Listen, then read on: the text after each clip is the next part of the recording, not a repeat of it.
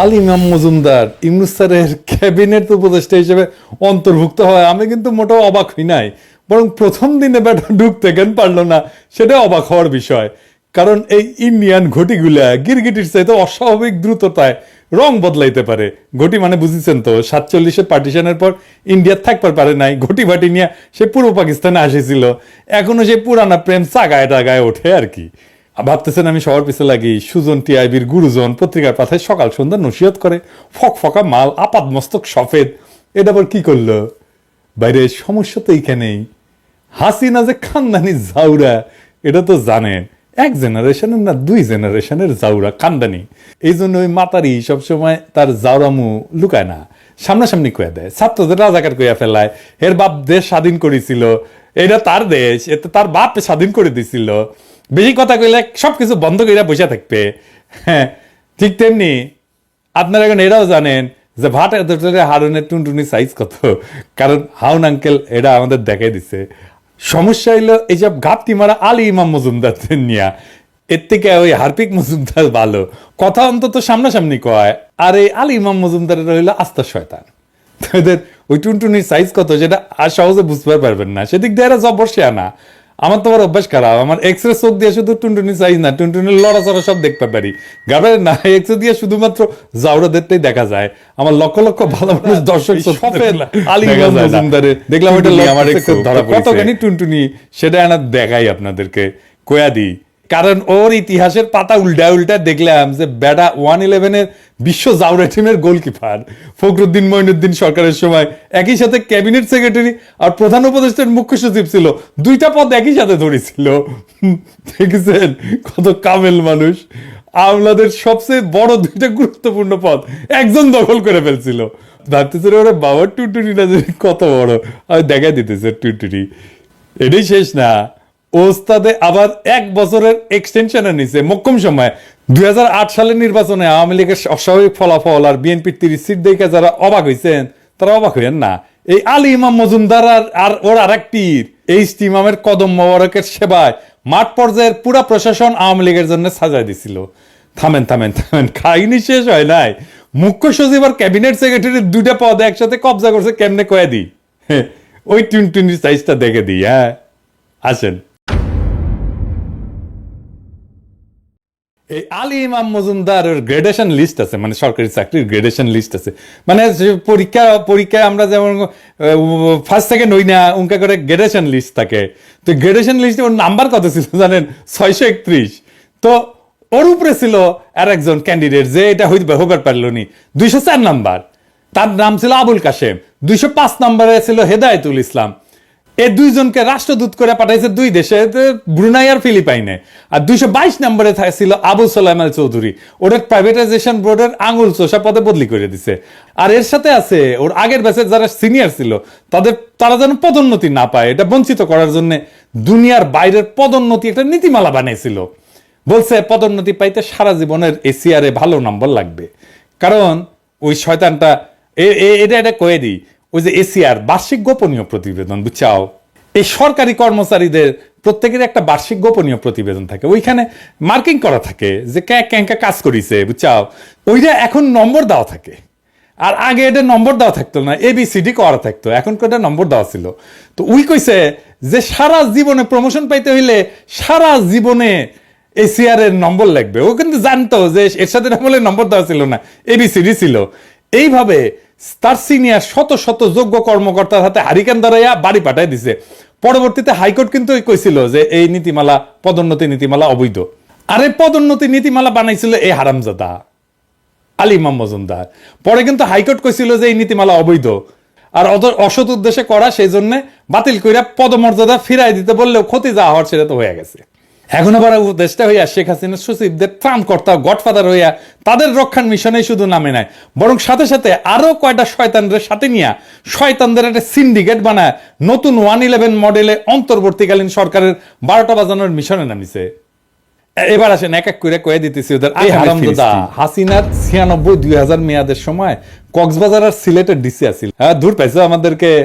তো ডিসি কাদের বানানো হয় তা জানেন তো আপনারা, তাই না? এখন প্রায় পত্রিকায় সততার ন্যায়ের বয়ান দেয় আরামজাদা, বুঝছেন কেমন যাও রে? ডিসি হয়েছিল, ডিসি কাদের বানায়, আমাদের দূর পাঠাইছে। শুনতেছি ইমাম সাহেবের এক মুয়াজ্জিন সোরা নুরুল ইসলাম, যাকে খালেদা জিয়া সরকারের সময় দুর্নীতি আর গুরুত্বপূর্ণ সরকারি নথি ষড়যন্ত্রের নীল নকশায় গোপনে কপি করার জন্য প্রধানমন্ত্রী কার্যালয় থেকে লাথি মেরে বের করে দেওয়া হয়েছিল। তাকে দুদকের চেয়ারম্যান করার পায়তারা করতেছে, কিন্তু এই এখন বানাবে ও। ইমাম সাহেব কইতেছে তার জন্ম নাকি আবার 50 সালে, মনে হয় বয়স চুরি ভালোই শিখেছেন ইমাম সাহেব। আরে কমো, আপনি হাসিনার বানানো চোরা 5টা সচিব একটা সরান নাই, তাদের নিয়ে প্রধান উপদেষ্টার মিটিং মারান, তাই না? লোক দেখানো ইধার কা মাল উধার করে। স্বাস্থ্য মন্ত্রণালয় থেকে প্ল্যানিং কমিশনে দেখায় যে ট্রান্সফার করেছি। হাসিনার ক্যাবিনেট সচিব মাহবুবকে এখনো ওই পদে বহাল রাখিছেন কে? আমরা কি সদনা, আমরা কিছু বুঝি না? এবার প্রফেসর ইউনূসের কিছু কথা কই আপনার এই মালটা সম্পর্কে। ওরা তো নিছেন উপদেষ্টা বানায়, আপনার উপদেষ্টা হয়েছে, আসলে ওর সম্পর্কে জানেন, জানা লাগবি না? স্যার আপনার কলে একটা দুর্নাম আছে, চিটাং হইলে আপনার আর কিছু দেখেন না নাকি? সত্য মিথ্যা জানি না, তো এই জাউরা কলে ঘটি, চট্টগ্রাম না। চট্টগ্রাম বিশ্ববিদ্যালয় থেকে পাশ করা ছাড়া আপনার কাছাকাছি হওয়ার আর কোনো যোগ্যতা নাই। আপনি যে বিশ্ববিদ্যালয়ের শিক্ষক ছিলেন এক সময়, বিশ্বাস করেন স্যার, এই হারামজাদা ঘটি না সরাইলে ও বদমাইশ আপনার 12টা বাজাইতে কোনো আকাম করা বাদ রাখবে না। ওই ইনকায় জাউরা হাসিনা তো 2 জেনারেশনের জাউরা ছিল, ওই 1 জেনারেশনের জাউরা, কিন্তু 1 জেনারেশনের জাউরা হাসিনার চেয়ে কম চড়া না গেল। এটা 6 জন নতুন সচিবকে এই সরকারের চুক্তিভিত্তিক নিয়োগ দিছে, যারা 111-এর কুশীলব। এরা স্বরাষ্ট্র, স্বাস্থ্য, জনপ্রশাসন, শিক্ষা এবং যোগাযোগ সব কয়টা গুরুত্বপূর্ণ মন্ত্রণালয়ের সচিবের দায়িত্ব নিতেছে একে একে। এই প্রক্রিয়ার অংশ হিসেবে বিশেষ কেস হিসেবে দাপ্তরিক দুর্নীতির জন্য প্রধানমন্ত্রীর কার্যালয় থেকে বহিষ্কৃত অবসরপ্রাপ্ত অতিরিক্ত সচিব নুরুল ইসলামকে তার গুরু ভারত ভূমিতে জন্ম নেওয়ার সন্তান আলী ইমাম মজুমদার ইতিমধ্যেই সচিব পদে পদোন্নতি দিছে এবং তাকে সকল আর্থিক সুবিধা সহ জনপ্রশাসন মন্ত্রণালয়ে সংযুক্ত ছিলেন বইলা দেখানো হইতেছে। মানে এই যে এই নুরুল ইসলাম অতিরিক্ত সচিব হিসেবে অবসর নিয়েছিল, কিন্তু আমাদের মনে করতে হবে যে অবসরের 2.5 বছর আগেই সে সচিব হয়েছে, মনে করতে হবে। হ্যাঁ, ওই যে শেখ মুজিব যেমন হয়েছিল, মনে করতে হবে সে নির্বাচিত, বুঝছাও? এবং ওই জন্য শুধু এটা না, এই জন্য পাওনা বেতন টেতন সব দিতে হবে। চমৎকার, এটা কেবল শুরু। এবার আলী ইমাম মজুমদার নুরুল ইসলামকে দুদকের চেয়ারম্যান বানাবে, ইউনূসের দুর্পুন বুঝায় যে নুরুল ইসলাম এত সাচ্চা যে প্রধানমন্ত্রী সচিবালয়ে থেকেও সে সরকারের বিরুদ্ধে অবস্থান নিতে পারে, সেই কারণে সে সেখান থেকে বিতাড়িত হয়েছিল। কিন্তু সত্যি হইল এই নুরুল ইসলাম সরকারের গোপনীয় আর রাষ্ট্রীয় স্পর্শকাতর ফাইল কপি কইরা জায়গা মতো পৌঁছাইতো। স্যার শোনেন, আলী ইমাম মজুমদার আপনাকে বলবে যে নুরুল ইসলাম সৎ আর দুর্নীতির বিরুদ্ধে অবিচল বইলা তারে সহ্য হয় নাই, আসলে বেটা ফাইল চোর। নিশ্চিত আপনি নিজে খোঁজ নেবেন, ভালো করে খোঁজ নেবেন। আমার কথা বিশ্বাস করার দরকার নাই, আপনি নিজের লাইনে খোঁজ নেন। আপনি বায়াস হওয়ারও দরকার নাই, আপনি নিজের লাইনে খোঁজ নিয়ে দেখেন এক ফাইল চোরা কিনা। নিশ্চিত থাকেন এই হারামজাদা আপনার বিরুদ্ধে একই কাজ করবে, আর পরিস্থিতি মতো এগুলো আপনার বিরুদ্ধে ব্যবহার করবে। এই আলী ইমাম মজুমদার একবার জানাইছিল স্বাধীনতার ঘোষণাপত্রের মূল কপি নাকি পাওয়া যাচ্ছে না। ওরে জিগান, তুই তো সব সরকারের মধু খাইছিলি, আর তোর দোষ নুরুল ইসলাম তো ফাইল কপির ওস্তাদ, চুরির ওস্তাদ, ওর কাছেই ছিল। স্যার আপনি তো জানেন আমি কারো পক্ষে কথা কই না, একমাত্র বাংলাদেশ ছাড়া, বাংলাদেশের জনগণ ছাড়া। আপনারে কই 1 সেকেন্ড সময় নষ্ট না করে আলী ইমাম মজুমদার, নুরুল ইসলাম আর ফজলুর রহমানদের এই মুহূর্তে বিদায় দেন পাছায় লাথি দিয়া। বেশি দেরি করলে কিন্তু সর্বনাশ হয়ে যাবে। আপনি তো নিজের জীবন দিয়া দেখছেন আমলারা কিভাবে আপনাকে টাকা পাচার, গরিবের হক মারা আর সুদখোর হিসাবে প্রতিষ্ঠিত করতে হাসিনারে সহায়তা করছে। আপনার বিরুদ্ধে মামলার ফাইল কে রেডি করছে? আমলারা তো রেডি করছে না। আপনার ভুল করার বা ব্যর্থ হওয়ার কিন্তু কোনো সুযোগ নাই স্যার। আপনার ভুলে আমরা সবাই শেষ হয়ে যাব। দেশে অনেক ভালো মানুষ আছে, দেশে অনেক দক্ষ প্রশাসক আছে, দেশে অনেক দক্ষ আমলা আছে। এই গিরগিটিগুলা আপনার কাছে না থাকলে কিচ্ছু হবে না, আপনি নিশ্চিত থাকেন। এই আলী ইমাম মজুমদার আর নুরুল ইসলামের আধ্যাত্মিক গুরু সাবেক সিএসপি মোহাম্মদ ফজলুর রহমানকে শিষ্য ইমাম ইতিমধ্যে জনতা ব্যাংকের চেয়ারম্যান বানাইছে। তো ইউনূস স্যার আপনি কার পরামর্শে আলী ইমাম মজুমদারকে আপনার ঘনিষ্ঠ সহচর বানাইছেন জানি না, তবে আমার এই ক্ষুদ্র বুদ্ধিতে যা বুঝি, এই আলী ইমাম মজুমদার নুরুল ইসলাম যদি মঞ্চে থাকে আর পিছনে যদি চাণক্য ফজলুর রহমান ডাইরেকশন মারে, তাইলে কলে গমারা সারা অচিরেই কাশিম বাজার কুটি ষড়যন্ত্রের রিমেক এই বাংলাদেশে দেখতে পাবেন। তখন আপনি কইবেন সিরাজদৌল্লার মতো কে দেবে আশা কে দেবে ভরসা বলে পথে পথে ভরসা খুঁজে ফিরবেন, কিন্তু দেখবেন আপনার সাচ্চা ভরসা দেওয়ার আসল রহিমউদ্দিন ভরসারা পৃথিবী থেকে চলে গেছে, নাই হয়ে গেছে।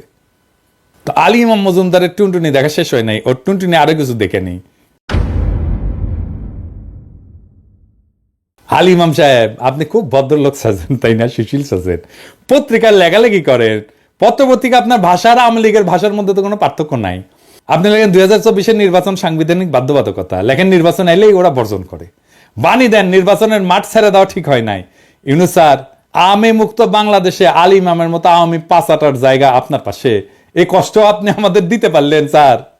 আর আপনি কেন হঠাৎ হাসিনার বানানো সচিবদের সাথে মিটিং করলেন বুঝলাম না। পরামর্শটা যে আলী ইমামের সেটা বুঝতে পণ্ডিত হওয়ার দরকার নাই, তবে একটা উপকার আমার হয়েছে, ছবির একটা ফ্রেমে বদমাইশগুলোর একসাথে দেখার সুযোগ পেয়েছি। লক্ষ্য করলাম সবাই খুব রিল্যাক্স, চেহারায় কোনো টেনশন নাই, আপনার দিকে তাকায়ও নাই। কেউ কেউ ডাইনে বায়ে কাজুয়ালি তাকাইতেছে, কেউ কলম নাড়াচাড়া করছে, কারণ একটাই, ওরা জানে আলী ইমাম তাদের আসল হুজুর, আপনি কিছুই না।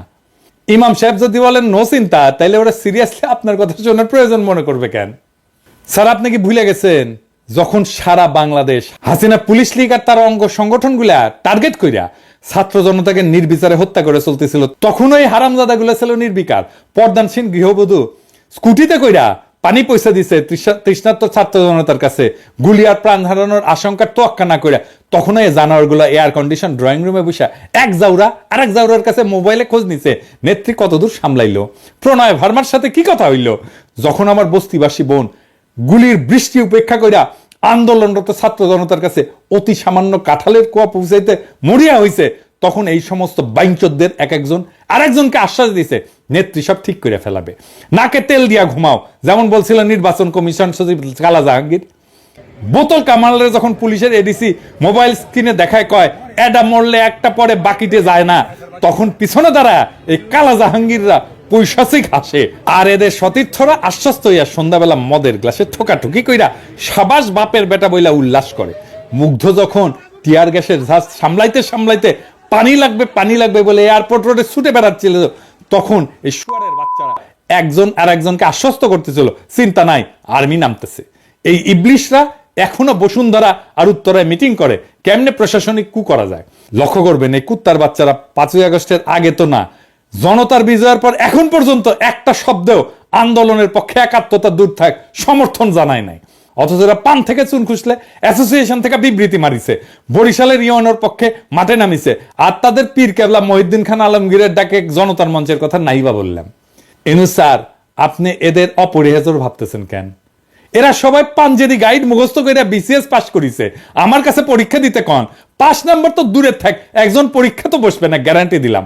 বিশ্বাস না হলে এদের ফাইল নোট দেখেন, সহকারী সচিব যার নোট দিছে এরা কোনোদিন সই ছাড়া আর কোনো মতামত দিছে কিনা, মতামত দিতে পারছে কিনা, বড় জোর ফাইল ফেরত দিয়ে বলছে আলোচনা করুন, অথবা আলমারিতে লুকায় রাখছে, যেমন রাখছে পূর্বাচলে হাসিনা রেহানা জয় পুতুল ববির 60 কাঠার প্লটের ফাইল, ওই রকম।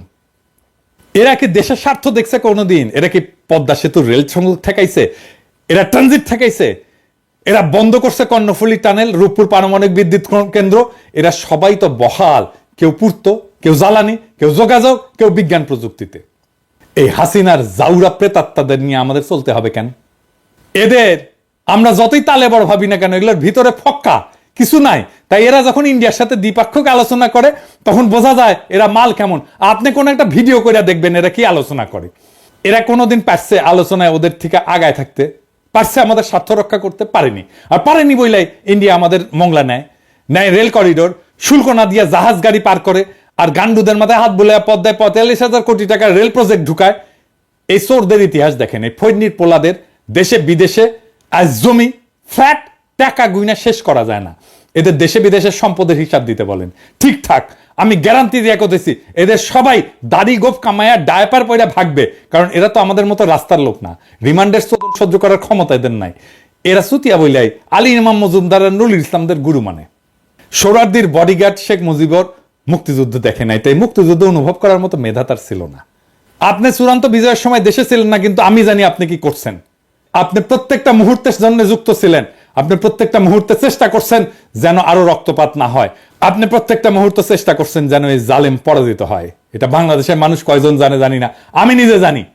যাই হোক, ঠিক একইভাবে চারিদিকে সহস্র নাগিনীর বিষাক্ত নিঃশ্বাসের মাঝ দিয়া আপনি আমাদের নিরাপদ গন্তব্যে নিয়ে যাবেন বলে আমাদের আস্থা আপনার উপরে। আপনি আমাদের নিরাশ করবেন না। আপনার ভয় কি স্যার? অজেয় বীর ছাত্ররা আপনার সাথে আছে, আর তার সাথে আছে 18 কোটি জনতা, কাঁধে কাঁধ মিলিয়ে দাঁড়ায় যাব আপনি ডাকলেই। আর যদি আপনিও আলী ইমামদের ফাঁদে ইন্দুর হইয়া যান, আর আলী ইমাম নুরুল ইসলাম ফজলুর রহমান প্রশ্নে থাইকা যাওয়া হাসিনার জাউরারা যদি নিজেদেরকে ইঁদুর মারা বিড়াল মনে করে, তাইলে ওই ইঁদুর মারা বিড়ালরা শুনে রাখো, বিড়াল বাঘের মামা মনে কইরা ফাল পারতে পারে, কিন্তু এদের জন্য বাঘের আব্বা জানে খাবার দরকার নাই, হুঙ্কারি যথেষ্ট। ছোট একটা মারলেই বেজম্মার গোষ্ঠীর অ্যাডাল্ট ডায়াপার ফাইটা সব গুপ বাড়ায়া যাবে, টেরও পাবে না। আলী ইমাম, তোমার জান আমি কালা কালা কইরা দেব, প্রমিজ। নিজে থেকে ভাইগা গেলে ছেড়ে দেব, কিন্তু গার পেলি করলে ইনকা গালি খাবা যে এর চাইতে হোগায় গুলিস্তানের কামান নিলে কম কষ্ট হইতো মনে হবে। জানো তো, বাঘে চুলে 18 ঘা, ঠোলায় চুলে 36 ঘা, আর পিনাকি চুলে জয় বাংলা।